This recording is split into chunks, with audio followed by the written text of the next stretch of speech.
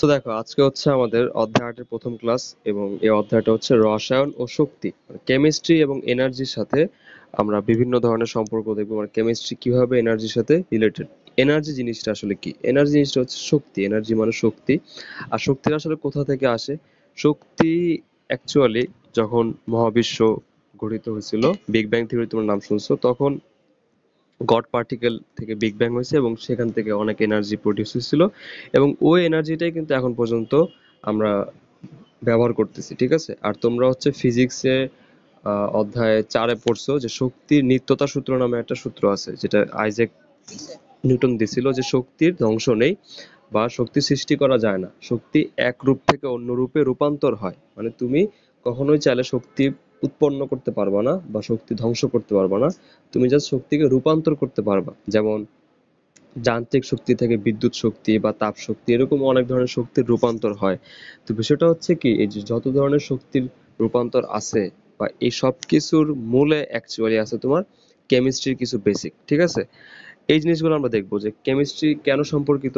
কারণ বলো, কেমিস্ট্রিতে আমরা কি শিখছি? আমরা অ্যাটম নিয়ে অনেক আলোচনা করছি। অ্যাটম, তারপর হচ্ছে একটা একটা অ্যাটমের সাথে আরেকটা অ্যাটম যে বন্ধনে থাকে মানে কেমিক্যাল বন্ড, ঠিক আছে, যেগুলো অধ্যায় 3, 4, 5-এ তোমরা করছো।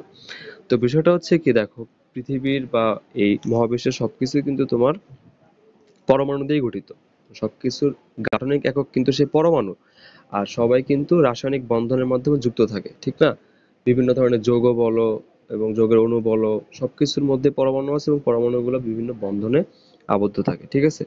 তো বিষয়টা হচ্ছে কি, সবকিছু যেহেতু তোমার পরমাণু দিয়ে গঠিত, এই জন্য প্রত্যেকটা এনার্জির মূলেই আছে হচ্ছে তোমার পরমাণু, এবং পরমাণু পরমাণুর মধ্যে যে বন্ধন এবং অণুর মধ্যে যে বন্ধন, ওই বন্ধনের যে শক্তিটা, সেই শক্তিটা আসলে তোমার বিভিন্ন শক্তিতে রূপান্তর হয়, ঠিক আছে? এই জিনিসটা আসলে কিরকম দেখো, নর্মালি তোমার শক্তির বিভিন্ন এক্সাম্পল আছে। ধরো হচ্ছে তোমরা যে কারেন্ট পাও, বাসায় যে কারেন্টটা ইউজ করো, সে কারেন্ট আসলে কই থেকে উৎপাদন হয়, ঠিক আছে? কিভাবে কারেন্ট আসতেছে? বিষয়টা হচ্ছে কি, পাওয়ার প্ল্যান্ট আছে, পাওয়ার প্ল্যান্টে তোমার ভোল্টেজ উৎপন্ন করা হয় এবং সেই ভোল্টেজকে তোমার সাপ্লাই দিলে তোমরা কারেন্ট হিসেবে সেটা ইউজ করো। তো বিষয়টা হচ্ছে কি, পাওয়ার প্ল্যান্ট অনেক ধরনের পাওয়ার প্ল্যান্ট আছে। এর মধ্যে তোমরা নিউক্লিয়ার পাওয়ার প্ল্যান্টের নাম শুনছো সবাই, ঠিক না? কারণ তোমরা হচ্ছে অবশ্যই নিউক্লিয়ার পাওয়ার প্ল্যান্টের নাম শুনছো। তো নিউক্লিয়ার পাওয়ার প্ল্যান্ট আসলে কি হয়? নিউক্লিয়ার পাওয়ার প্ল্যান্ট আসলে রেডিও অ্যাক্টিভ এলিমেন্ট, যেমন ইউরেনিয়ামের নাম শুনছো। ইউরেনিয়াম ইউরেনিয়াম ইউজ করা হয় এবং সেখানে কয়েক ধরনের বিক্রিয়া আছে এবং কেমিক্যাল রিয়াকশন, মানে ওই বিক্রিয়াগুলো হচ্ছে তোমার নিউক্লিয়ার বিক্রিয়া আর কি, বুঝতে পারছো? নর্মালি যে কেমিক্যাল রিয়াকশন গুলো হয় সেগুলো না, নিউক্লিয়ার রিয়াকশন সেখানে হয়। সেগুলো আমরা এই অধ্যায়ের শেষের দিকে পড়বো যে কিভাবে হয়, ওটা আমরা পরে জানবো।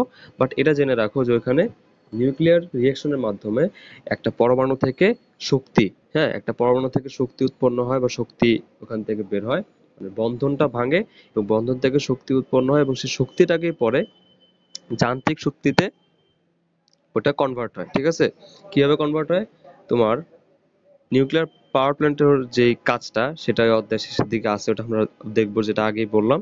কিন্তু বিষয়টা হচ্ছে কি, এখানে বেসিক যে জিনিসটা সেটা এখন আমি বলবো, যে তোমার এখানে নিউক্লিয়ার পাওয়ার প্ল্যান্টে যে নিউক্লিয়ার বিক্রিয়া হয় সেখানে হচ্ছে তেজস্ক্রিয়। হ্যাঁ, হ্যাঁ, অবশ্যই অবশ্যই। আচ্ছা, তো হচ্ছে দেখো, তোমার নিউক্লিয়ার যে পাওয়ার প্ল্যান্ট সেখানের মেইন যে বেসিকটা, সেটা হচ্ছে কি, যে তোমার ওখানে রেডিও অ্যাক্টিভ এলিমেন্ট নেওয়া হয়, মানে তেজস্ক্রিয় পদার্থ নেওয়া হয় এবং সেখানে নিউক্লিয়ার রিয়াকশন হয় এবং সেখানে কেমিক্যাল এনার্জি, মানে রাসায়নিক যে শক্তি, মানে বন্ধনের যে শক্তিটা, সেই রাসায়নিক শক্তিটাকে তোমার তাপ শক্তিতে কনভার্ট করা হয়, মানে রাসায়নিক শক্তিটা হচ্ছে তাপ শক্তিতে কনভার্ট হয়, ঠিক আছে? যেমন তোমরা, যেমন দেখো আগুন, আগুনটা আসলে কি? আগুন হচ্ছে একটা হিট এনার্জি, কিন্তু আগুনটা কিন্তু উৎপন্ন হচ্ছে তোমার বিক্রিয়ার মাধ্যমে। কিভাবে? ওই যে তোমার গ্যাস যেটাকে বলো, সে গ্যাসটা অক্সিজেনের সাথে পুড়ে এই আগুনটা উৎপন্ন করে। সো এই যে তাপ, এই তাপটাও কিন্তু একটা কেমিক্যাল রিয়াকশন থেকে আসছে, মানে কেমিক্যাল এনার্জি থেকে কিন্তু তোমার হিট এনার্জিটা আসছে, ঠিক আছে? তো বিষয়টা হচ্ছে কি, ওইখানেও এক্সাক্ট জিনিসটা হয় যে নিউক্লিয়ার বিক্রিয়ার মাধ্যমে প্রচুর পরিমাণে হিট এনার্জি উৎপন্ন হয় এবং সেই এনার্জি দিয়ে তোমরা নর্মালি চুলায় যেমন পানিকে হিট দাও না, পানি হিট দিয়ে বয়ল করো, ঠিক না? তোমার পানি দেখবা যে বাষ্পীভূত হয় না?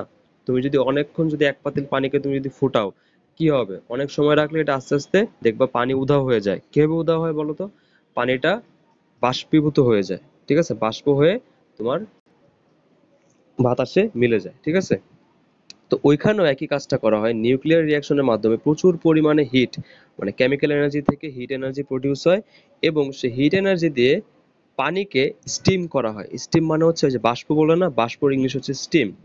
এবং ওই স্টিমটার মানে এত পরিমাণে হিট থাকে সেখানে, যে স্টিমটার গতিশক্তি, মনে করো তোমরা হচ্ছে বিভিন্ন সিলিন্ডার থেকে যে গ্যাস বের হয় তোমরা দেখছো না, গ্যাস বেরোর সময় কি হয়, অনেক স্পিডে বের হয় না বলতো? বা যত তোমার নর্মাল সেন্ট বা স্প্রে, বডি স্প্রে থেকে যখন তুমি স্প্রে করো তখন হচ্ছে প্রচুর স্পিডে তোমার স্প্রেটা বের হয়।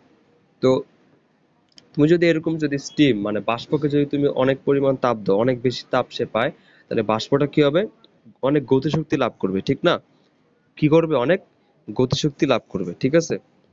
তো ধরো, তো নর্মালি যে উইন্ড মিল আছে, উইন্ড মিল তো চিনো তোমরা, যে বিভিন্ন মুভিতে বা অনেক জায়গায় তুমি দেখছো এরকম বড় বড় এরকম তিনটা পাখা থাকে, ওইটা এরকম বড় একটা রড টাইপের দিয়ে এইভাবে থাকে, যুক্ত থাকে, এবং বাতাসে উইন্ড মিলটা ঘুরে, দেখছো না এরকম বিভিন্ন কার্টুন বা মুভিতে তোমরা এই উইন্ড মিল দেখছো।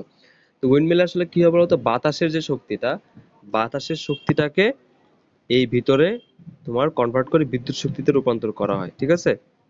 তো বিষয়টা হচ্ছে কি, উইন্ড মিলের যে পাখাটা দেখতেছো, ওই পাখাটারে বলো তোমার টারবাইন, ঠিক আছে। টারবাইনটা ঘুরলে ভিতরে তোমার চুম্বক থাকে, বড় বড় চুম্বক থাকে, ম্যাগনেট। ওইখান থেকে ম্যাগনেটিক এনার্জিটা আবার কারেন্টের যে ভোল্টেজ বা তড়িৎ শক্তি বা ইলেকট্রিক্যাল এনার্জিতে কনভার্ট হয়। মানে সহজ কথা, অনেকগুলো এনার্জি কনভার্ট করার মাধ্যমে তুমি লাস্টে গিয়ে ইলেকট্রিসিটি পাচ্ছ। তো তুমি দেখছো আমি কেন নিউক্লিয়ার পাওয়ার প্ল্যান্টের এক্সাম্পল নিছি, কারণ ওইখানে শক্তির যে মেইন উৎসটা, প্রথম যে উৎসটা, সেটা কি ছিল বলতো? কেমিক্যাল এনার্জি ছিল। এটা কেমিক্যাল এনার্জি, বন্ধন শক্তি। ওই কেমিক্যাল এনার্জিটা কনভার্ট হয়ে কি হয়েছে, হিট এনার্জিতে কনভার্ট হয়েছে, তাপ, ঠিক না? হিট এনার্জিটা কি করছে বলতো, গিয়ে পানিকে বাষ্পীভূত করছে এবং স্টিমকে অনেক গতিশক্তি দিছে। আর গতিশক্তি মানে কি শক্তি বলতো? গতিশক্তি তোমরা কোথায় শিখছো, অধ্যায় 4-এ শিখছো, ফিজিক্সে। কাইনেটিক এনার্জি, ওটা একটা কি ধরনের শক্তি? যান্ত্রিক শক্তি, বা ইংলিশে বলে মেকানিক্যাল এনার্জি। তাহলে কি হলো বলতো, প্রথমে এটা ছিল কেমিক্যাল এনার্জি, কেমিক্যাল এনার্জি থেকে তোমার হিট হইলো, হিট এনার্জি থেকে হইলো কি মেকানিক্যাল এনার্জি, মেকানিক্যাল এনার্জি থেকে ওইটা হইলো তোমার ইলেকট্রিক এনার্জি। বুঝতে পারছো? এই শক্তির কনভার্সনটা হয়। তো বুঝতে পারতেছো যে সবগুলোর মূলে ইলেকট্রিসিটি হচ্ছে ইলেকট্রনের ফ্লো। এগুলো তোমরা হচ্ছে ফিজিক্সের যে অধ্যায় 10-11 আছে ওখানে গিয়ে শিখবা, ঠিক আছে। ওগুলোর জিনিস আলাদা, কারণ এগুলো বলতে গেলে এখন অনেক টাইম লেগে যাবে। আর এগুলো এই অধ্যায়ের জিনিসও না। বুঝতে পারছো? মানে নর্মালি জাস্ট একটু বুঝে রাখো যে অ্যাকচুয়ালি রসায়ন ও শক্তি কি অনেক রিলেটেড। কারণ কি, ওই শক্তির যে মূল কেন্দ্র উৎসটা, ওটা কিন্তু কেমিস্ট্রি। কেমিস্ট্রি মানে হচ্ছে কি, তোমার পারমাণবিক যে তত্ত্ব, বা তোমাদের ওই যে অণুর, একটা অণুর সাথে একটা অণুর যে বন্ধন, বা একটা অণুর মধ্যে যে পরমাণুর যে বন্ধন, বা পরমাণুর ভিতরে যে নিউক্লিয়াসের মধ্যে যে তোমার প্রোটন নিউট্রন থাকে, এদের মধ্যে যে বন্ধন শক্তি, ওই শক্তিগুলাই মেইনলি তুমি অন্য শক্তিতে কনভার্ট করতেছো। বুঝতে পারছো আমার কথাটা? ক্লিয়ার এতটুকু? তো এই ছিল তোমার রসায়ন শক্তির ইন্ট্রোডাকশন, ঠিক আছে। তো দেখো, ভূমিকা তো গেল। আর আবারও বলতেছি যে যদি কেউ না বুঝে থাকো প্রথম পার্টটা, যে কিভাবে ইলেকট্রিক এনার্জি প্রডিউস হচ্ছে, কোনো সমস্যা নেই, ওটা তোমরা এই অধ্যায়ের শেষের দিকে বুঝে যাবা। আর হচ্ছে এখন আমরা দেখবো যে রাসায়নিক শক্তি জিনিসটা কি। তো রাসায়নিক শক্তির যে উৎস, তোমরা তো জানো যে কোনো পদার্থর একক, গাঠনিক একক হচ্ছে তার অণু, পরমাণু। আর অণুর একক হচ্ছে পরমাণু, মানে সবচেয়ে ছোট যে এককটা সেটা হচ্ছে তোমার পরমাণু। তো একটা পরমাণুর সাথে আরেকটা পরমাণু কিন্তু একটা বন্ধন শক্তির মধ্যে যুক্ত থাকে, আর একটা অণুর সাথে আরেকটা অণু একটা বন্ধন শক্তির মাধ্যমে যুক্ত থাকে, ঠিক আছে। মানে একদম সৃষ্টির শুরুর দিকে এই পরমাণুগুলা বা ইলেকট্রন প্রোটনের সবাই একটা বন্ধন শক্তির মাধ্যমে যুক্ত ছিল। এবং সেই তুমি যখন এই বন্ধনটাকে ভাঙবা, তখন একটা এনার্জি থেকে আরেকটা এনার্জিতে কনভার্ট হবে, ঠিক আছে। তো বিষয়টা হচ্ছে, দেখো এখানে বন্ধন শক্তি সম্পর্কে একটু আলোচনা করা আছে, এবং এই অধ্যায়টা মেইনলি প্রথম যে পোর্শনটা সেটা বন্ধন শক্তি নিয়েই। তো আমাদেরকে অবশ্যই বন্ধন শক্তি জিনিসটা বুঝতে হবে। তো আমরা একটু রিডিং পড়ে নিই। দেখো কি বলছে, যে আমরা ইতিমধ্যে জেনেছি যে পদার্থের মধ্যে অণু ও পরমাণু থাকে, একটি পরমাণু আরেকটি পরমাণুর সাথে আকর্ষণ শক্তির মাধ্যমে যুক্ত থাকে, এবং সেই আকর্ষণ শক্তিটাকে আমরা বলতেছি হচ্ছে বন্ধন শক্তি, ঠিক আছে। আবার একটি অণুর সাথে মানে একটা অণুর সাথে আরেকটা অণু কিন্তু আকর্ষণ শক্তির মধ্যে যুক্ত থাকে এবং তাকে বলি আমরা আন্তঃআণবিক শক্তি। তো তোমরা অবশ্যই বুঝতে পারছো দুইটা কিন্তু এক না, একটা হচ্ছে বন্ধন শক্তি আর একটা হচ্ছে আন্তঃআণবিক শক্তি। বন্ধন শক্তি হয় কাদের মাধ্যমে? বন্ধন শক্তি হয় তোমার একটা পরমাণুর সাথে আরেকটা পরমাণুর যে বন্ধন, সেই বন্ধনটা হচ্ছে তোমার বন্ধন শক্তি। ওই বন্ধনের যে শক্তিটা, যে শক্তি নিয়ে তারা একটা বন্ধনে থাকে তাকে বলে বন্ধন শক্তি। আর একটা অণুর সাথে আরেকটা অণু যে শক্তি দিয়ে যুক্ত থাকে সেটাকে বলে আন্তঃআণবিক শক্তি। দুইটা কিন্তু আলাদা। যেমন ধরো তোমার পানির অণুর সংকেত কি? H2O, ঠিক আছে? তো পানির অণুর মধ্যে তার মানে একটা অক্সিজেন থাকে আর দুইটা হাইড্রোজেন থাকে। তো একটা অক্সিজেনের সাথে তোমার দুইটা হাইড্রোজেন থাকে এভাবে বন্ধনে, সমযোজী বন্ধনে। তো দেখো এই যে এখানে অক্সিজেন আর হাইড্রোজেন, এখানে অক্সিজেন একটা পরমাণু আর হাইড্রোজেন একটা পরমাণু। এই অক্সিজেন আর হাইড্রোজেন পরমাণু যে একটা বন্ধনে যুক্ত আছে, এই বন্ধনটাতে তারা কিভাবে যুক্ত আছে বলতো? একটা শক্তির মাধ্যমে তারা দুজনেই একটা বন্ধনে যুক্ত আছে, ঠিক আছে? তো এই যে বন্ধন শক্তিটা, এই শক্তিটাকে বলতেছি আমরা বন্ধন শক্তি, ঠিক আছে? মানে এই শক্তিটাকে বন্ধন শক্তি বলা হয়। আর হচ্ছে এরকম পানির অণু, অসংখ্য পানির অণু কিন্তু একসাথে যুক্ত থাকে, ঠিক না? আমরা যদি এক ফোঁটা পানি দেখি, এক ফোঁটা পানির মধ্যে আসলে কোটি কোটি পানির অণু আছে। তো ধরে নাও এই পুরা পানির অণুটাকে আমরা একটা গোল একটা বল দিয়ে আমরা প্রকাশ করলাম। তো এরকম অসংখ্য পানির অণু তোমার যুক্ত থাকে একসাথে। কিভাবে থাকে? এই যে একটা পানির অণুর সাথে আরেকটা পানির অণু যে বন্ধন, তাকে আমরা বলতেছি হচ্ছে আন্তঃআণবিক শক্তি। মানে কি? আন্তঃআণবিক মানে একটা অণুর সাথে একটা অণুর যে বন্ধন, সেটাই বলতেছি আমরা আন্তঃআণবিক বন্ধন। আর এরা যে শক্তির মাধ্যমে একটা অণুর সাথে আরেকটা অণু যুক্ত থাকে তাকে বলা হচ্ছে তোমার আন্তঃআণবিক শক্তি, ঠিক আছে? তো এই ছিল তোমার বন্ধন শক্তি আর আন্তঃআণবিক শক্তির প্রাইমারি কনসেপ্ট। আচ্ছা, তো দেখো এখানে একটা এক্সাম্পল দেওয়া আছে তোমার বন্ধন শক্তির, যে ফার্স্টে সংজ্ঞা দেওয়া আছে, শুধু তোমরা সংজ্ঞাটা কিন্তু পড়ে রাখবা। সংজ্ঞাটা কি? যে বন্ধনে আবদ্ধ একটি পরমাণুর সাথে আরেকটি পরমাণুর যে আকর্ষণ শক্তির মাধ্যমে যুক্ত থাকে তাকে বলে বন্ধন শক্তি, যেটা আমরা একটু আগে এক্সপ্লেন করলাম। এখানে এক্সাম্পল দেওয়া আছে, দেখো সোডিয়াম ক্লোরাইডে সোডিয়াম আয়ন ও ক্লোরাইড আয়নের মধ্যে যে আয়নিক বন্ধন আছে, সে আয়নিক বন্ধনটা হচ্ছে তোমার বন্ধন শক্তির একটা উদাহরণ, ঠিক আছে? কারণ আয়নিক বন্ধন বলো সমযোজী বন্ধন বলো, দুই বন্ধনেই কিন্তু একটা শক্তির মাধ্যমে দুইটা পরমাণু যুক্ত থাকে, ঠিক আছে? এবং ওই শক্তিটা হচ্ছে তোমার বন্ধন শক্তি। গেল। তারপর দেখো আন্তঃআণবিক শক্তি, এটা তো বললাম যে একটা অণুর সাথে আরেকটা অণুর যে যে বন্ধন, সেই বন্ধনের জন্য যে শক্তিটা ওখানে থাকে, সেই শক্তিটা হচ্ছে তোমার আন্তঃআণবিক শক্তি। মানে আন্তঃআণবিক শক্তি যত বেশি হবে, একটা অণু একটা অণুর থেকে দূরত্ব দূরত্ব তত কম হবে। মানে শক্তি যত বেশি একটা অণুর সাথে একটা অণুর আকর্ষণ বল বা আন্তঃআণবিক শক্তিটা যত বেশি হবে, তত আন্তঃআণবিক দূরত্ব তত কম হবে। এগুলো তোমরা হচ্ছে কেমিস্ট্রি অধ্যায় 2 এ পড়ছো, ঠিক আছে? তো যাই হোক, এখানে কিছু এক্সাম্পল দেওয়া আছে। তো বিষয়টা হচ্ছে কি, দেখো এই যে আন্তঃআণবিক শক্তির উপরে কিন্তু একটা যৌগের গলনাঙ্ক এবং স্ফুটনাঙ্ক ডিপেন্ড করে। যেমন ধরো তোমার সোডিয়াম ক্লোরাইড, ঠিক আছে? তোমার চুলায় তুমি যদি এক কি বলে একটা ছোট একটা পাতিলে তুমি যদি 1 চামচ লবণ নাও এবং তুমি যদি এটাকে চুলায় বসায় রাখো, দেখবে অনেকক্ষণ বসায় রাখলেও কিন্তু লবণটা গলবে না। কিন্তু পানি কিন্তু ঠিকই তোমার ওই তাপেই, ওই চুলাতেই কিন্তু তো পানিটা কি হবে? বাষ্পীভূত হয়ে যাবে। তো তুমি এটাতে বুঝতে পারছো যে একই পরিমাণ তাপ বা একই পরিমাণ তাপমাত্রায় সোডিয়াম ক্লোরাইড বা লবণ কিন্তু গলতেছেই না, বাষ্পীভূত হওয়া দূরের কথা। আর পানি কি হচ্ছে? গোল পানি তো এমনি তরল আর সেটা বাষ্প হয়ে যাচ্ছে। তো বুঝতে পারতেছো যে পানির যেই গলনাঙ্ক, সেটা হচ্ছে আমাদের কত? Only 0 degree Celsius. আর সোডিয়াম ক্লোরাইডের যে গলনাঙ্ক সেটা হচ্ছে কত? 801 ডিগ্রি সেলসিয়াস। আর পানির যে স্ফুটনাঙ্ক, মানে 100 ডিগ্রি সেলসিয়াসে পানি ফুটতে শুরু করে, আর সোডিয়াম ক্লোরাইডের যে স্ফুটনাঙ্ক সেটা হচ্ছে প্রায় 1400 ডিগ্রি সেলসিয়াস। তো বুঝতে পারতেছো যে সোডিয়াম ক্লোরাইডের গলনাঙ্ক এবং স্ফুটনাঙ্ক অনেক বেশি। কেন? কারণ হচ্ছে এই সোডিয়াম ক্লোরাইডের একটা অণুর সাথে আরেকটা অণু যে বন্ধনটা, সে আন্তঃআণবিক যে শক্তিটা সেটা অনেক বেশি।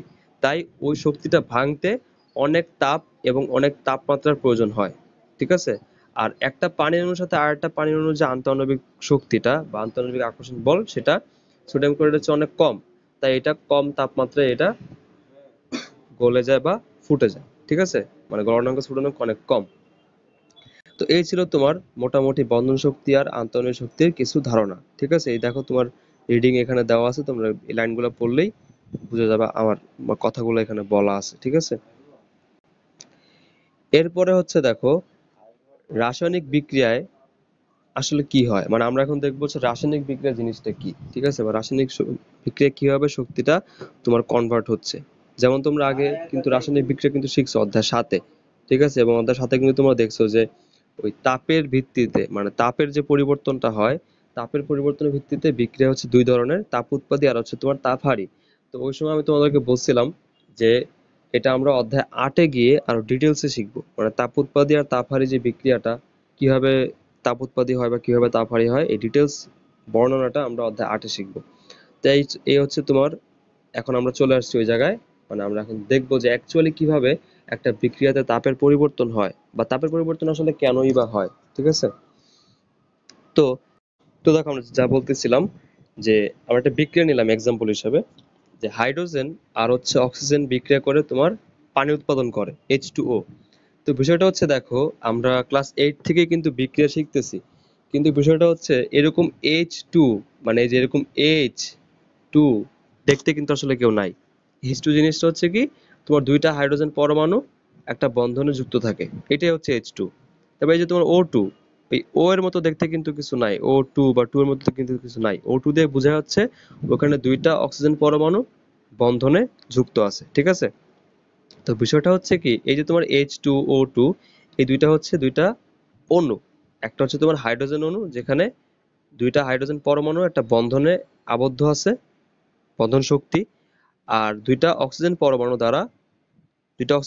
যারা দুইটা বন্ধনে যুক্ত আছে, ঠিক আছে। তো এই যে তোমার হাইড্রোজেনও কি একটা বন্ধনে যুক্ত আছে এবং অক্সিজেনও দুইটা বন্ধনে যুক্ত আছে। এবার দেখো এই দুইটা মিলে উৎপাদন করতেছে H2O। আর H2 এর যে বন্ধনের যে স্ট্রাকচারটা দেখতে কিরকম, একটা অক্সিজেনের সাথে তোমার দুইটা হাইড্রোজেন। তো বিষয়টা হচ্ছে কি, এটা কেমনে হয়, এটা কিন্তু কেউ বলে নাই, বা এই জিনিসটা নিয়ে কিন্তু আলোচনা করা হয় নাই, ঠিক আছে। এটা নিয়ে আলোচনা করার সময় হচ্ছে এখন। তো ভালো করে তুমি চিন্তা করবা যে প্রথমে ছিল হাইড্রোজেন আর হাইড্রোজেনের বন্ধন, অক্সিজেন আর অক্সিজেনের বন্ধন। ওখান থেকে কিভাবে এই অক্সিজেনের সাথে হাইড্রোজেন চলে আসলো, কিভাবে, আর এই বন্ধনগুলো গেল কই, ঠিক না? এই কোশ্চেন গুলো যদি তোমার মাথায় আসে, তাহলে তুমি বুঝতে পারবা যে কাহিনীটা আসলে কি। তো দেখো কাহিনী কি, কাহিনী হচ্ছে তোমার এই যে হাইড্রোজেনের সাথে যে হাইড্রোজেনের বন্ধনটা, এটা ভেঙে যায়, মানে এই বন্ধনটা ভেঙে যায়। আর এই যে অক্সিজেনের সাথে অক্সিজেনের বন্ধনটা, এই বন্ধনটাও ভেঙে যায়, ঠিক আছে। তো সহজ কথা আমি কি বলছি, ভেঙে যায়। এখন কথা হচ্ছে স্যার কেমনে ভেঙে যায়। ভেঙে যায় এইভাবে যে তুমি দেখো এই যে এই হাইড্রোজেনটা আর এই হাইড্রোজেনটা নর্মালি একটা বন্ধনে ছিল, অক্সিজেন আর অক্সিজেনের নর্মালি একটা বন্ধনে ছিল। এখন যদি তুমি কিছু পরিমাণ এনার্জি, মানে ধরো তুমি এনার্জি এখানে প্রোভাইড করবা, মানে এনার্জি এখানে দিবা, এক্সট্রা কিছু এনার্জি তুমি দিবা, ঠিক আছে।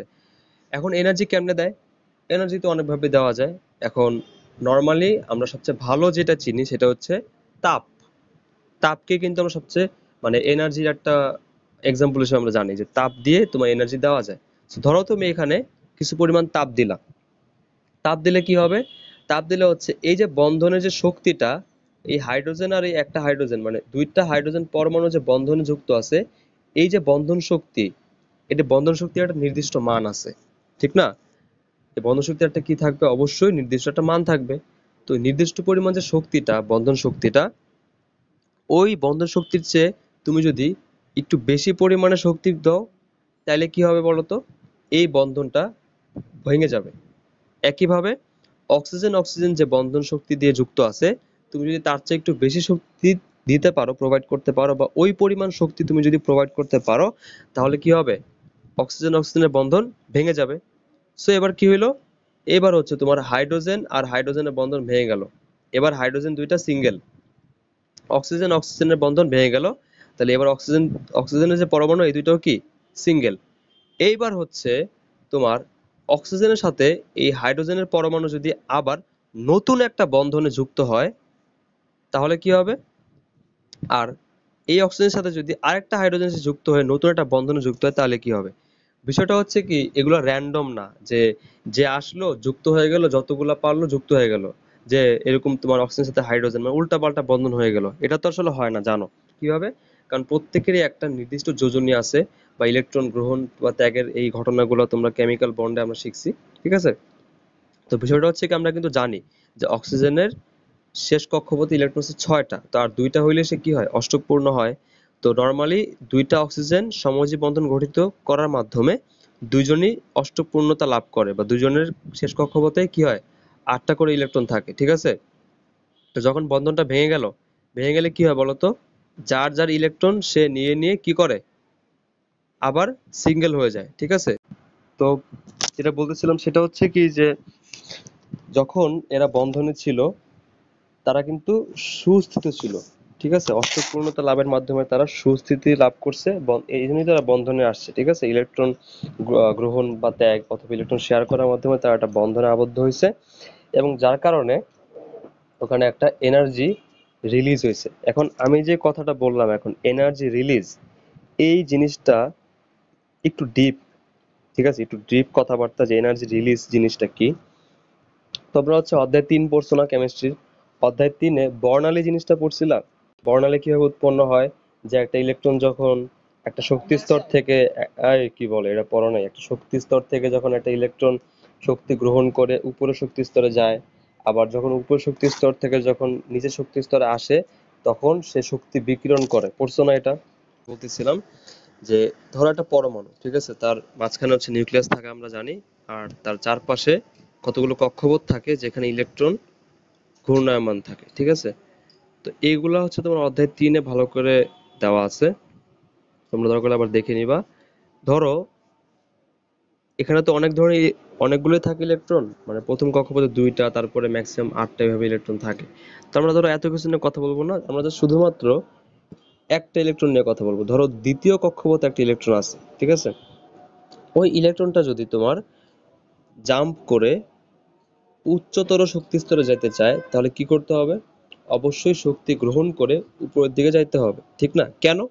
কারণ হচ্ছে এই যে ইলেকট্রনটাকে নিউক্লিয়াস প্রবল একটা বলে আকর্ষণ করে, ঠিক না? কারণ তোমরা জানো যে পজিটিভ চার্জ আর নেগেটিভ চার্জ একে অপরকে কি করে, আকর্ষণ করে, একে অপরকে আকর্ষণ করে। তো একইভাবে এই যে নিউক্লিয়াসটা, নিউক্লিয়াস যেহেতু পজিটিভ চার্জ আর ইলেকট্রন যেহেতু নেগেটিভ চার্জ, তো নিউক্লিয়াস কি করে, ইলেকট্রনকে নিজের দিকে আকর্ষণ করে, ঠিক আছে। তো এবার দেখো, তোমার যদি এই নিউক্লিয়াসের আকর্ষণের বিরুদ্ধে গিয়ে তুমি যদি উপরের দিকে যাইতে চাও, তোমার অবশ্যই একটা কি লাগবে, এনার্জি লাগবে, একটা এক্সট্রা একটা এনার্জি লাগবে, যাতে তুমি এই নিউক্লিয়াসের আকর্ষণ যে বলটা, সেই বলটাকে তুমি উপেক্ষা করে বাইরে যেতে পারো, ঠিক আছে। এরপরে যদি উল্টা কাহিনীটা হয়, তুমি যদি আবার এই উচ্চতর শক্তি স্তর থেকে তুমি যদি আবার নিচের শক্তি স্তরে আসতে চাও, তখন কি হবে বলতো, তখন কিন্তু নিউক্লিয়াস নিজেই তোমাকে নিজের দিকে টেনে নেবে, তোমার কিন্তু এক্সট্রা কোনো এনার্জি দরকার হবে না। উল্টা তুমি এইখানে যে শক্তিটা নিয়ে তুমি কিন্তু একটা এক্সট্রা এনার্জি গ্রহণ করে তুমি কিন্তু উপরের শক্তি স্তরে গেছিলা। তাই তুমি যদি আবার নিচের শক্তি স্তরে নেমে আসো, তুমি ওই যে পরিমাণ এক্সট্রা এনার্জি বা এক্সট্রা শক্তি নিয়ে তুমি উপরে গেছিলা, ওই এক্সট্রা এনার্জিটা কিন্তু তুমি কি করবা, নির্গত করবা, বা ইলেকট্রনটা ওই এক্সট্রা এনার্জিটা আবার কি করবে, নির্গত করবে। বুঝতে পারছো আমার কথা? একদম সিম্পল, যে উচ্চতর শক্তি স্তরে যদি ইলেকট্রন যায়, সে একটা শক্তি গ্রহণ করে যাইতে হবে, আর যখন উচ্চতর শক্তি স্তর থেকে নিম্নতর শক্তি স্তরে ইলেকট্রন আসে তখন শক্তি বিকিরণ করে আসবে। বুঝতে পারছো এতটুকু? আচ্ছা, আচ্ছা, ঠিক আছে। তো দেখো, এই হচ্ছে আমাদের কাহিনী। তো ধরো তোমার একটা সোডিয়াম আয়ন আর একটা ক্লোরিন আয়ন, কত সোডিয়াম আর ক্লোরিন আয়ন কিভাবে হয়, সোডিয়াম থেকে একটা ইলেকট্রন কোথায় যায়, ক্লোরিনে যায়, আর ক্লোরিন সেই ইলেকট্রনটা গ্রহণ করে, ঠিক আছে। আচ্ছা, ভালো কথা। এখন এই যে তোমার সোডিয়াম প্লাস আর ক্লোরিন মাইনাস যে কাছাকাছি আসে, মানে সোডিয়াম আর ক্লোরিন কাছাকাছি আসে, যে তোমার ইলেকট্রনটা ক্লোরিনে যায় এবং ক্লোরিন যে ইলেকট্রনটা গ্রহণ করে, এখানে কি হয় আসলে, ভালো করে বুঝো। এখানে তোমার এরা যে কাছাকাছি আসে, যার কারণে ইলেকট্রনগুলা নিউক্লিয়াসের কি হয়, আগের থেকে অনেক কাছাকাছি আসে। বুঝতে পারছো? মানে এই যে ইলেকট্রনটাকে যে তোমার সোডিয়াম ত্যাগ করলো একটা শক্তি গ্রহণ করে, এই ইলেকট্রন যখন আমার ক্লোরিনে ঢুকবে তখন ইলেকট্রনটা শক্তি বিকিরণ করবে, ঠিক আছে। আর যখন এই সোডিয়াম আর ক্লোরিন যখন কাছাকাছি আসবে তখন কি হবে বলতো, তখন এই নিউক্লিয়াস থেকে ইলেকট্রনগুলোর এই বাইরের যে ইলেকট্রনটা তার দূরত্ব কিন্তু আরো কমবে, যার কারণে যখনই তোমার এই যে সোডিয়াম প্লাস আর ক্লোরিন মাইনাস একটা বন্ধনের মাধ্যমে যখন কাছাকাছি আসবে তখন কি হবে বলতো, তখন শক্তি নির্গত হবে। বুঝতে পারছো কথা? সহজ কথা যে যখন একটা বন্ধন গঠিত হয়, আমার এতক্ষণ আলোচনার যেই সামারিটা হচ্ছে যে একটা বন্ধন যখন গঠিত হবে তখন শক্তি কি হবে, ওখানে উৎপন্ন হবে বা নির্গত হবে। বুঝতে পারছো? এটা যে কোনো বন্ধনের জন্য, যদি তোমার সমযোজী বন্ধন হয় ওখানেও কিন্তু ইলেকট্রন শেয়ার হয়, এবং শেয়ার যে হয় অবশ্যই দুইটা পরমাণু কাছাকাছি এসে শেয়ার হয়, এবং যার কারণে ইলেকট্রন নিউক্লিয়াসের কাছে আসার কারণে তোমার শক্তি কি হয়, নির্গত হয়। ঠিক আছে, শক্তি নির্গত হয়। বোঝা গেছে আমার কথাটা? লাভিত, বুঝছো? আচ্ছা, আর অন্য যদি না বুঝে থাকো, অন্য কেউ অবশ্যই রেসপন্স করবা। যদি কেউ না বুঝে থাকো কোনো জায়গায়, অবশ্যই রেসপন্স করবা ইনস্ট্যান্টলি। আচ্ছা, তাহলে আমরা এতক্ষণ এত কিছু বলে তো তুমি বলবা যে স্যার আপনি তো এই অধ্যায় 8-এর তো এখনো কোনো পড়া শুরুই করলেন না। কারণ কি শুরু করি নাই কেন? কারণ যদি তোমাদের মুখস্থ করানোর আমার ইন্টেনশন থাকতো যে হালকা পাতলা বুঝে তোমাদের আমি কি মুখস্থ করাবো, তাইলে আমি এতক্ষণে মনে করো অধ্যায় অনেকক্ষণ শেষ করে ফেলতে পারতাম। কিন্তু আমার উদ্দেশ্য এটা না। আমার উদ্দেশ্য হচ্ছে যে আগের অধ্যায়ের জিনিসগুলো তোমার ক্লিয়ার হওয়া, এবং সবকিছু অ্যাকচুয়ালি বুঝে বুঝে তোমার মুখস্থ করা। কারণ বুঝে বুঝে পড়লে অনেক দিন মনে থাকে, এবং তুমি সামনের যে পড়াগুলো এগুলো বুঝবা, বা আরো হায়ার লেভেলে যখন তুমি যাবা তখন ভালো বুঝবা। নাহলে দেখবা সারা জীবন মুখস্থ করে করে যাবে, আর জীবনে বেশি উপরে উঠতে পারবা না। আচ্ছা, এখন দেখো বিষয়টা কি বলছি তাহলে আমি আলটিমেটলি বলছি হচ্ছে একটা বন্ধন গঠিত হওয়ার সময় কি হবে, শক্তি নির্গত হবে। সহজ কথা। কেন নির্গত হবে? ওই যে বললাম, ইলেকট্রন কাছাকাছি আসে। কার কাছাকাছি আসবে? নিউক্লিয়াসের কাছাকাছি, এবং তার কারণে কি হবে, শক্তি নির্গত হবে। এখন যদি উল্টা কাজটা হয়, তুমি বিক্রিয়ার সময় কি হয় বলতো? একটা বিক্রিয়া কখন হয়? একটা বিক্রিয়া হয় তখন যখন বিক্রিয়কের বন্ধন ভেঙে যায়। ঠিক না? আমরা তো শিখছি যে বিক্রিয়াও কিভাবে হয়। বিক্রিয়া হয়, বিক্রিয়কের বন্ধন ভেঙে যায়, ভেঙে যেয়ে নতুন বন্ধন গঠিত হয় এবং নতুন যৌগ উৎপন্ন হয়। ঠিক না? যেমন ধরো তোমার সোডিয়াম হাইড্রোক্সাইড আর হচ্ছে হাইড্রোজেন ক্লোরাইড বা হচ্ছে HCl, হাইড্রোক্লোরিক অ্যাসিড আর সোডিয়াম হাইড্রোক্সাইড যদি বিক্রিয়া করে কি উৎপাদন করে? সোডিয়াম ক্লোরাইড আর হচ্ছে পানি। কিভাবে হলো জিনিসটা বলতো? এখানে কিন্তু সোডিয়াম আর হাইড্রোজেন একটা বন্ধনে ছিল, আর হচ্ছে হাইড্রোজেন আর ক্লোরিন বন্ধন ছিল। এই বন্ধনটা ভেঙে যায়, ভেঙে সোডিয়াম প্লাস হয় আর হাইড্রোক্সিল মাইনাস হয়, আর হাইড্রোজেন প্লাস হয়, ক্লোরিন মাইনাস হয়। ঠিক আছে, তো এই যে তোমার বন্ধনটা ভাঙবে, সহজ করে তুমি যে কোনো যৌগের মধ্যে যে কোনো বন্ধন তুমি যদি ভাঙতে চাও, তোমাকে অবশ্যই সেখানে কি করতে হবে, এনার্জি দিতে হবে। কেন? কারণ দেখো, আমি কি বলছি, বন্ধন গঠন হওয়ার সময় শক্তি নির্গত হয়, মানে এক্সট্রা একটা এনার্জি রিলিজ হয়, তাই তো? তাহলে একটা জিনিস তুমি চিন্তা করো, তুমি যখন কাছাকাছি আসবা দুইজন, ঠিক আছে, এবং তোমার যখন তুমি এরকম অনেক ভালোবাসা নিয়ে তুমি একদম মনে করো একদম কি বলে কাছাকাছি আসলা, ঠিক আছে, তারপর তোমার যখন ব্রেকআপ হবে তখন কি হবে বলতো? তুমুল ঝগড়া হয়, ঠিক আছে, একদম যেই ভালোবাসা ছিল সব একদম ধুলায় মিশিয়ে দিয়ে তারপর তোমার ব্রেকআপ করবা, ঠিক না? এরকমই তো বিষয়টা। তো বন্ধনের ক্ষেত্রে এরকম হয়, বুঝছো? যখন বন্ধন ঘটিত হয় তখন একটা এনার্জি রিলিজ হয়ে তারা বন্ধনে থাকে। আবার যখনই বিক্রিয়া হয়, মানে এক অন্য কেউ আসে থার্ড পার্টি, তখন বিক্রিয়ার মাধ্যমে কি হয়, এদের নিজেদের মধ্যে যে বন্ধনটা ওটা ভেঙে যায়। এবং ওইটা ভাঙতে অবশ্য কি লাগে, এনার্জি লাগে, ঠিক আছে, একটা এনার্জি লাগে, এবং সেই এনার্জিটা কই থেকে আসে, তাপ শক্তি থেকে আসে, ঠিক আছে। তুমি কিন্তু জানো যে সকল বিক্রিয়া কিন্তু আমাদের নর্মাল যে রুম টেম্পারেচারে কিন্তু হয় না, মানে সাধারণ তাপমাত্রায় কিন্তু হয় না। ওটার জন্য কিন্তু তাপ দিতে হয়। কেন তাপ দিতে হয়? এই যে এই কারণে, বন্ধন ভাঙার জন্য কি করতে হয়, এক্সট্রা একটা তাপ দিতে হয়। আর যে বিক্রিয়াগুলো রুম টেম্পারেচারে হয় ওগুলো কিন্তু তাপ প্রয়োজন হয় না? অবশ্যই হয়, কিন্তু সেই তাপটা আমাদের যেই বায়ুমণ্ডলের যে আশপাশে যে তাপ আছে সেই তাপটাই সে অ্যাবজর্ব করে বিক্রিয়া করে ফেলতে পারে। আর যেসব বিক্রিয়ার জন্য তাপ আরো বেশি দরকার হয় সেগুলো আমরা এক্সট্রা তাপ দিই। যাক, ওগুলো আমরা পরে যাব, ডিটেলসে শিখবো। আর তার আগে তোমরা অবশ্যই বন্ধন জিনিসটাকে, এটা ক্লিয়ার হয়েছো? বন্ধন শক্তি কি এটা ক্লিয়ার হয়েছে? বন্ধন শক্তি কেমনে উৎপন্ন হচ্ছে বলতো? বন্ধন শক্তি উৎপন্ন হচ্ছে দুইটা পরমাণু কাছাকাছি আসার কারণে একটা এনার্জি রিলিজ হচ্ছে বা একটা শক্তি নির্গত হচ্ছে। এবং তুমি যখন আবার ওই বন্ধনটা ভাঙতে চাবা, তখন যেই পরিমাণ এক্সট্রা এনার্জি সেখানে রিলিজ হয়েছিল, বা ওই, আমরা কি বলতেছি বলতো, যতটুকু পরিমাণ শক্তি নির্গত হয় ওই শক্তিটাই কিন্তু বন্ধন শক্তি। বুঝতে পারছো? তার মানে তুমি যদি আবার বন্ধনটা ভাঙতে চাও, তার মানে ওই পরিমাণ, মানে বন্ধন শক্তির যে মান, ওই পরিমাণ তাপ বা ওই পরিমাণ শক্তি দিয়ে তোমার কি করতে হবে, বন্ধনটা আবার ভাঙতে হবে। আমার কথা বুঝতে পারছো? তার মানে একটা বন্ধন যদি তোমার ভাঙতে হয়, ওই বন্ধন শক্তির যে মান, সেই মান মতো তোমার কি করতে হবে, শক্তি বা তাপ তোমার দিতে হবে। বুঝতে পারছো আমার কথা? তার মানে আমরা এতক্ষণ পরে কি বুঝলাম, আমরা এতক্ষণ পরে বুঝলাম হচ্ছে যে বন্ধন গঠন হওয়ার সময় শক্তি নির্গত হয় বা শক্তি উৎপন্ন হয়, আর বন্ধন ভাঙার সময় শক্তির প্রয়োজন হয় বা শক্তি দিতে হয়। ক্লিয়ার? বুঝতে পারছো এতটুকু সবাই? তো এতক্ষণের পর যা যা বুঝলাম সেটা হচ্ছে কি যে বন্ধন যদি ভাঙতে হয় তাহলে শক্তি দিতে হবে, আর বন্ধন গঠিত হওয়ার সময় শক্তি নির্গত হবে। ঠিক আছে, এই গেল আমার কথাবার্তা। এবার আসো বিক্রিয়া। একটা বিক্রিয়া কিভাবে হয়, তোমার ধরো নাইট্রোজেন আর হচ্ছে হাইড্রোজেন বিক্রিয়া করে আমাদের উৎপন্ন করে কি, অ্যামোনিয়া। ঠিক আছে, আবার যেহেতু এটা তোমার বহুমুখী বিক্রিয়া, সো আমরা এখানে একটা চিহ্ন দিই যেটা বোঝা যায় এটা একটা বহুমুখী বিক্রিয়া। যাই হোক, ওখানে আমরা যাবো না, ওখানে গিয়ে আমাদের লাভ নাই। আমরা যেটা দেখবো সেটা হচ্ছে যে এখানে নাইট্রোজেন আর হাইড্রোজেন বিক্রিয়া করে অ্যামোনিয়া উৎপাদন করতেছে। এই যে তোমার নাইট্রোজেন, নাইট্রোজেনটা আসলে কিরকম ছিল বলতো, দুইটা নাইট্রোজেন পরমাণু একটা বন্ধনে ছিল। ঠিক আছে, এই যে দেখো দুইটা নাইট্রোজেন পরমাণু একটা বন্ধনে ছিল। সো বন্ধনটা হচ্ছে তোমার ত্রিবন্ধন, মানে ট্রিপল বন্ডের মাধ্যমে যুক্ত ছিল। আর এগুলো কেন হয়েছে এটা তোমরা কিন্তু অধ্যায় 5-এ পড়ছো, মানে আমার কাছে পড়ছো। তাহলে যে এইচ টু তে কি হয়, দুইটা হাইড্রোজেন একটা সিঙ্গেল বন্ডের মাধ্যমে যুক্ত থাকে, দুইটা হাইড্রোজেন পরমাণু। আর এই যে অ্যামোনিয়া, এটা কিন্তু সম্পূর্ণ নতুন একটা জিনিস, নতুন একটা যৌগ। ঠিক আছে, অ্যামোনিয়াতে কি হয়, অ্যামোনিয়াতে একটা নাইট্রোজেনের সাথে তিনটা হাইড্রোজেন যুক্ত হয়। সো এই জিনিসটা কিভাবে হলো বলতো, এখানে যেটা হলো, নাইট্রোজেন আর নাইট্রোজেনের যে বন্ধন ছিল সেই বন্ধনটা ভেঙে গেছে, হাইড্রোজেন হাইড্রোজেনের যে বন্ধন ছিল সেই বন্ধনটা ভেঙে গেছে।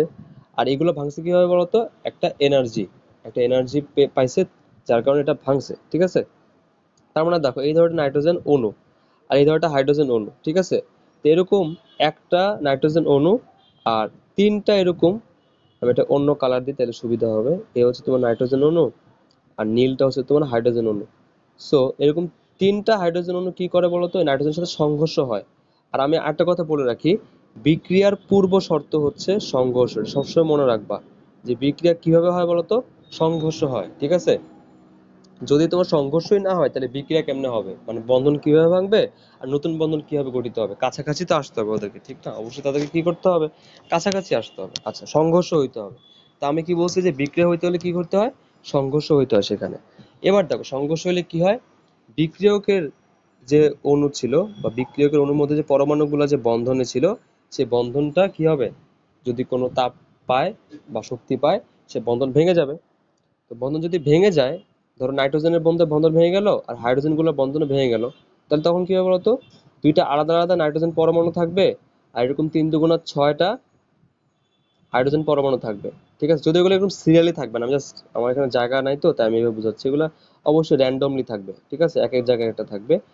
তখন কি হবে বলতো, তখন এই যে নাইট্রোজেন কিন্তু একটু আগেই একটা বন্ধনে ছিল, রিলেশনশিপে ছিল, এখন কিন্তু বন্ধন ভেঙে যাওয়ার পরে তো সে সিঙ্গেল হয়ে গেছে।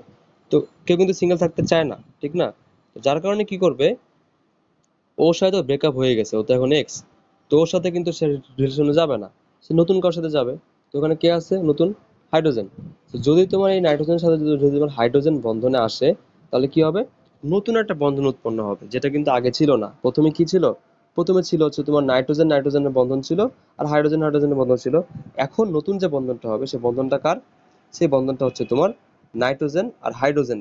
তো যদি একটা নাইট্রোজেন পরমাণুর সাথে যদি তোমার এরকম তিনটা হাইড্রোজেন পরমাণু এসে বন্ধনে গঠন করে, তখন সেটা আমরা বলবো কি, অ্যামোনিয়া বা NH3। দেখো এই যে তিনটা হাইড্রোজেন পরমাণু একটা হাইড্রোজেন পরমাণুর সাথে তোমার যুক্ত হইলো এবং সেটা হইলো কি আমাদের অ্যামোনিয়ার অণু উৎপন্ন হইলো। ঠিক আছে, এবার তুমি একটা জিনিস চিন্তা করো, এই যে আমরা এত হাবিজাবি জিনিস দেখলাম, এগুলা কেন দেখলাম, এগুলো দেখার কারণ হচ্ছে একটাই, যে এখানে দুইটা জিনিস হয়েছে। একটা হচ্ছে পূর্বের যে বন্ধন, সে বন্ধন কি হয়েছে, ভেঙে গেছে, ঠিক না? পূর্ব বন্ধন কি হয়েছে, এখানে ব্রেকআপ হয়ে গেছে। তারপরে কি হইলো, এখানে নতুন বন্ধন উৎপন্ন হইলো তিনটা, এই যে এরকম নাইট্রোজেন আর হাইড্রোজেনের তিনটা নতুন বন্ধন উৎপন্ন হইলো। এখন কথা হচ্ছে, তোমার কি মনে হয় যে এইখানে দুইটা বন্ধন ভাঙতে যে পরিমাণ শক্তি লাগছে, এখানে যখন নতুন বন্ধন উৎপন্ন হবে সেই পরিমাণ শক্তি উৎপন্ন হবে? কখনোই না। এই ব্যালেন্স কখনোই হয় না। ঠিক আছে, মানে বিষয়টা হচ্ছে কি, দেখো আমি আবার বলতেছি, এই কথাটা কিন্তু ইম্পর্টেন্ট, মানে আমি কিন্তু আস্তে আস্তে মূল জায়গায় চলে যাচ্ছি। তো মাঝখানে কিন্তু কেউ কনসেন্ট্রেশন হারায়ও না। ঠিক আছে, ভালো করে খেয়াল রাখো কি বলছি। আমি কিন্তু প্রথমেই বলে নিছি যে বন্ধন গঠন হওয়ার সময় শক্তি নির্গত হয় বা শক্তি উৎপন্ন হয়, আর বন্ধন ভাঙতে শক্তি দিতে হয় বা শক্তির প্রয়োজন হয়। তার মানে প্রথমে যখন নাইট্রোজেন নাইট্রোজেন নাইট্রোজেন আর হাইড্রোজেন হাইড্রোজেনের বন্ধন যখন ভাঙছিল, তখন তুমি কি করছিলা? শক্তি দিছিলা। আর যখন এই যে নাইট্রোজেন হাইড্রোজেনের বন্ধনগুলো উৎপন্ন হইলো, তখন কি হবে? শক্তি নির্গত হবে। তাহলে তুমি একটা জিনিস চিন্তা করো তো, তুমি এই যে বন্ধন ভাঙতে যে পরিমাণ শক্তি দিছিলা, ধরো তুমি এই বন্ধন ভাঙতে টোটাল ধরো শক্তি লাগছে 1000 জুল, 1000 জুল শক্তি লাগছে ধরো, ঠিক আছে। আর এই যে নতুন যে বন্ধন উৎপন্ন হয়েছে সেখানে 1200 জুল শক্তি উৎপাদন হয়েছে। তাহলে বলো তো, তুমি দিছিলে 100 জুল শক্তি, আচ্ছা 100 কিলো জুল ধরলাম, আর তুমি পাইছো কত? 1200 কিলো জুল শক্তি। তাহলে বলো তো এখানে কি হইলো? এখানে এক্সট্রা একটা তাপ উৎপন্ন হইলো না? এখানে কি হইলো বলতো? এই বিক্রিয়াতে এক্সট্রা একটা তাপ উৎপন্ন হইলো। তো এইটাই হচ্ছে তোমার কি? তাপ উৎপাদী বিক্রিয়া। তার মানে বুঝতে পারছো আসলে কি হয়? তাপ উৎপাদী বিক্রিয়া এক্সট্রা তাপ কিভাবে উৎপন্ন হয়, বুঝতে পারছো? তো দেখো আমরা কিন্তু একটা এক্সাম্পল দেখে ফেলছি যে এই এই ক্ষেত্রে মানে আমরা একটা এক্সাম্পল ধরলাম আর কি। আমি কিন্তু বলতেছি না যে আসলেই 1200 কিলো জুল শক্তি উৎপন্ন হবে, আসলে এত শক্তি লাগে, জাস্ট একটা এক্সাম্পল দিলাম। যদি উল্টাটা হইতো, ধরো বন্ধন ভাঙতে তোমার শক্তি লাগছে 1200 জুল, ঠিক আছে, আর আর নতুন বন্ধনে উৎপন্ন হয়েছে 1000 জুল। তাহলে এখানে কি হয়েছে বলতো? এখানে অ্যাকচুয়ালি তুমি যতটুকু দিছিলা তার চেয়ে কম উৎপন্ন হলো। তাহলে আলটিমেটলি বা নিট রেজাল্টটা কি? নিট রেজাল্ট হচ্ছে তোমার থেকে সে এক্সট্রা 200 জুল শক্তি গ্রহণ করে ফেলছে। তাহলে এটা কি বিক্রিয়া হবে? এটা হবে তোমার তাপহারী বিক্রিয়া, ঠিক আছে। তো এই হচ্ছে কথা, যে আমি তোমাদেরকে বলছিলাম যে অধ্যায়ের সাথে তাপ উৎপাদিত তাপহারীর বিক্রিয়া আমরা ডিটেলস ব্যাখ্যা দেখব। তো মোটামুটি এতক্ষণ যা পড়াইলাম এগুলা মেইনলি এই তাপের পরিবর্তন বা কিভাবে তাপ কি শক্তি কি কিভাবে শক্তি উৎপাদন হচ্ছে, কেন বন্ধন মাত্র শক্তি লাগতেছে, এগুলো আমরা ব্যাখ্যাটা করতে দেখলাম। ঠিক আছে, এখন আমরা একটু আমার বইয়ে ফিরে যাই, আমরা বইয়ের সিকোয়েন্সটা একটু মেনটেন করি। দেখো বইয়ের মধ্যে তারপরে কি দেওয়া আছে। বইয়ের মধ্যে দেওয়া আছে তোমার রাসায়নিক বিক্রিয়া শক্তির রূপান্তর। তো দেখি বইয়ে কি বলছে। আমাদের বইয়ে বলছে হচ্ছে প্রত্যেক পদার্থের মধ্যে কিছু শক্তি বিদ্যমান থাকে। সাধারণত কোনো রাসায়নিক বিক্রিয়ায় বিক্রিয়ক সময়ে শক্তি দিয়ে বিক্রিয়া ঘটাতে হয়, অথবা কোনো কোনো রাসায়নিক বিক্রিয়া ঘটার ফলে শক্তি উৎপাদন হয়। এই যে এটাই বললাম, যে যদি তোমার নতুন যে উৎপাদ, ওই উৎপাদের যে বন্ধন ঘটিত হওয়ার সময় অবশ্যই শক্তি নির্গত হবে। নতুন বন্ধন ঘটিত হওয়া মানে কি? শক্তি নির্গত হওয়া। আর পুরানো বন্ধন ভাঙতে হলে শক্তি কি? দিতে হবে। তো এটা হচ্ছে কথা, যে যদি নতুন উৎপাদন মানে উৎপন্ন শক্তি বেশি হয়, তাহলে তোমার নিট যে রেজাল্টটা হচ্ছে তোমার এক্সট্রা শক্তি তুমি পাইলা। আর যদি নতুন উৎপন্ন শক্তি যদি কম হয় তোমার বন্ধন ভাঙার শক্তির চেয়ে, তাহলে নিট রেজাল্ট কি? নিট রেজাল্ট হচ্ছে তোমার শক্তি শোষিত হইলো। তাহলে শক্তি যদি এক্সট্রা উৎপন্ন হয়, ওটা হচ্ছে তোমার তাপ উৎপাদী। আর যদি এক্সট্রা শক্তি তাপ শোষিত হয়, সেটা হচ্ছে তাপ হারি। ঠিক আছে, তো এটা এখানে বলা আছে। যাই হোক, এখন কথা হচ্ছে যে এখানে কি বলছে দেখো, অর্থাৎ রাসায়নিক বিক্রিয়ার শক্তির রূপান্তর ঘটে। ঠিক আছে, আর বিক্রিয়া ঘটাতে যে শক্তি দিতে হয় বা বিক্রিয়া ঘটার ফলে যে শক্তি উৎপন্ন হয় তার বিভিন্ন রূপ হতে পারে। যেমন তাপ শক্তি, আলো শক্তি, বিদ্যুৎ শক্তি, শব্দ শক্তি। যেমন ধরো এই নর্মালি আমাদের যত বিক্রিয়া আছে সবগুলাই আমরা শক্তিটা কিন্তু তাপ হিসাবে পাই। কিন্তু অনেক বিক্রিয়া আছে যেখানে শক্তিটা আলো হিসাবে পাওয়া যায়, এরকম বিক্রিয়া আছে। ঠিক আছে, আবার অনেক বিক্রিয়া আছে যে বিক্রিয়া হওয়ার ফলে শব্দ উৎপন্ন হয়। তোমরা অবশ্যই শুনছো যে অনেক বিক্রিয়া কিন্তু অনেক হিউজ পরিমাণ শব্দ উৎপাদন হয়। ঠিক আছে, হইতেই পারে এরকম। তো যাই হোক, লাবিদ আবারও ওয়েটিং এ আসছে, ওর মনে হয় সমস্যা হচ্ছে অনেক। আচ্ছা, প্যারা নেই। তো দেখো আমরা বইয়ের হচ্ছে সিরিয়াল মেনটেন করতেছিলাম। তারপর কি বলছে দেখো, শক্তি পরিমাপের একক দেওয়া আছে। ঠিক আছে, শক্তি পরিমাপের একক দেওয়া আছে। তো শক্তি পরিমাপের একক কি? শক্তি পরিমাপের এককের হচ্ছে দুইটা একক আছে, একটা জুল আর একটা হচ্ছে ক্যালোরি। তোমরা ফিজিক্সের অধ্যায় 4-এ পড়ছো, অবশ্যই 4 না 6-এ পড়ছো। যারা যারা 6-এ পড়ছো তারা জানো যে শক্তির বা তাপের দুইটা একক আছে, একটা হচ্ছে জুল, একটা হচ্ছে ক্যালোরি। জুল হচ্ছে তোমার এসআই একক, এসআই মানে স্ট্যান্ডার্ড একক, যেটা আমেরিকান ইউনিট সেটা। আর ক্যালোরি হচ্ছে তোমার ব্রিটিশ একক মানে ইংলিশ একক যেটা বলে। ঠিক আছে, তো তোমরা জানো যে জুল আর ক্যালোরির মধ্যে একটা সম্পর্ক আছে, মনে রাখবা। এটা এই অধ্যায়ে কিন্তু দেওয়া আছে, এখানে দেওয়া আছে। মানে 1 ক্যালোরি সমান সমান 4.18 জুল, এটা মনে রাখবা। ক্যালোরি আর জুলের মধ্যে সম্পর্ক হচ্ছে 1 ক্যালোরি সমান সমান 4.18 জুল। তার মানে তোমাকে যদি কখনো বলা হয় ক্যালোরি থেকে জুলে কনভার্ট করো, তখন তুমি কি করবা বলো তো? তখন 4.18 দিয়ে গুণ দিবা, মানে ক্যালোরিটাকে 4.18 দিয়ে গুণ দিলে সেটা কিসে কনভার্ট হয়ে যাবে? জুলে। তাহলে বলো তো, আমরা যদি উল্টা কথাটা বলি যে 4.18 জুল ইকুয়ালস টু কত হবে? 1 ক্যালোরি। তাহলে 1 জুল ইকুয়ালস টু কত হবে? 1 বাই 4.18 ক্যালোরি। আর 1 বাই 4.18 মানে কত? 0.24 ক্যালোরি। তার মানে উল্টাটা তো যদি তোমার করতে হয় যে জুল থেকে ক্যালোরির কনভার্সন করতে হয়, বা তোমাকে যদি কোশ্চেন করে যে 1 জুল সমান কত ক্যালোরি, তখন তুমি কত বলবা? 1/4.8 অথবা 0.24। জুল থেকে যদি তোমার ক্যালোরিতে কনভার্ট করতে হয়, তোমার কি করতে হবে? 4.18 দিয়ে ভাগ করতে হবে অথবা 0.24 দিয়ে গুণ করতে হবে, একই কথা। বুঝতে পারছো? তো এই কথাগুলো তোমার এখানে বলা আছে। এই আর হচ্ছে একটু আগে আমরা যেটা বললাম যে তাপের পরিবর্তনের ভিত্তিতে তোমার বিক্রিয়া হচ্ছে কয় ধরনের? দুই ধরনের, একটা তাপ উৎপাদী আর একটা তোমার তাপহারী। তো বিষয়টা হচ্ছে কি যে এই যে তাপ উৎপাদী বিক্রিয়া আর তাপহারী বিক্রিয়ায়, দুইটা বিক্রিয়াতে কিন্তু তাপের একটা পরিবর্তন হয়, ঠিক না? তাপের পরিবর্তন হয়। তাপের পরিবর্তনটা দুই ধরনের, একটা হচ্ছে তাপের পরিবর্তনটা পজিটিভ, আর একটা হচ্ছে কি তাপের পরিবর্তনটা নেগেটিভ। মানে নতুন উৎপন্ন তাপ যদি বেশি হয় তাহলে ওইটা কি হবে? পজিটিভ হবে। আর যদি নতুন উৎপন্ন তাপ কম হয় তাহলে ওটা কি হচ্ছে? নেগেটিভ। মানে সহজ কথা, তাপের পরিবর্তন হচ্ছে দুই ধরনের, ঠিক আছে? হয় তাপ উৎপন্ন হবে অথবা তাপ শোষিত হবে। এটা তোমরা এতক্ষণ ধরে পড়ছো বা অধ্যায় 7-এও অনেক পড়ছো, ঠিক আছে? এটা নিয়ে এত বলার কিছু নাই। এবার আমরা একটা ইম্পর্টেন্ট প্যারামিটার শিখবো বা রাশি শিখবো, সেটা হচ্ছে ডেল এইচ। এবং এই ডেল এইচ এর অঙ্ক মেনলি অধ্যায় 8 থেকে আসে। ডেল এইচ নিয়ে অনেক মানে অঙ্ক টঙ্ক আছে। ডেল এইচ জিনিসটা কি এটা আমাদের আগে জানতে হবে, ডেল এইচ জিনিসটা কি। তো বিষয়টা হচ্ছে কি, ডেল এইচ আসলে কি বা ডেল এইচ কিভাবে বের করতে হয়?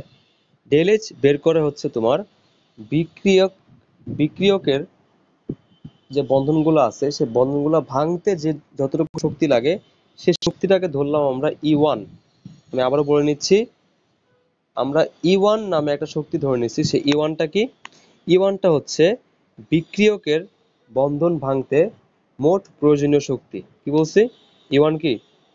বিক্রিয়কের বন্ধন ভাঙতে মোট প্রয়োজনীয় শক্তি।